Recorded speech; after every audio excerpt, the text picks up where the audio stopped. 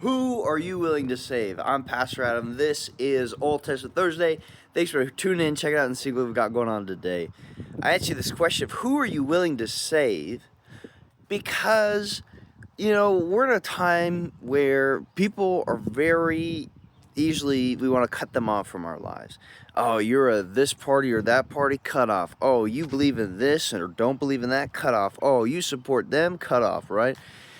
We live in a world where it's tough out there. There's division, there's disunity, and although we may fight for unity, some people won't. And in your attempt to maybe mend the gap, bridge the gap, you may get cut off, or you may be tempted to cut other people off.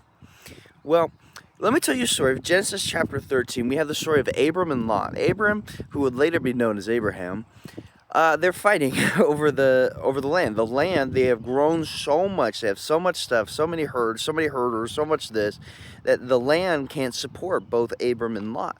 So what do? They decide, well, it's time to part ways. If you go to the left, I'll go to the right. You go to the right, I'll go to the left.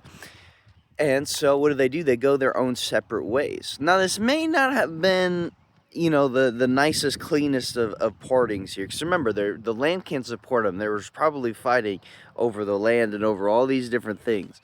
And so what do? They split up, they go their own separate ways. The next chapter, Genesis chapter 14, Lot gets taken prisoner from the kings of the area that he went to, like Sodom, Gomorrah, those places. And so what does Abraham do? He goes, well, he should have went to the left. I'm glad he went that way. No, he doesn't say that. He goes and he fights and rescues Lot. Despite their differences, despite the bickering, despite the fighting over the land, whatever it was, despite their division, Abram still had Lot's back. So in the midst of the world that we live in today, don't point the finger and go, wow, I'm really glad I'm not like that guy, right? Don't do that. Instead, be like Abram, who went out and rescued somebody that he may have been fighting with, that they split up because they couldn't figure out how to work it out.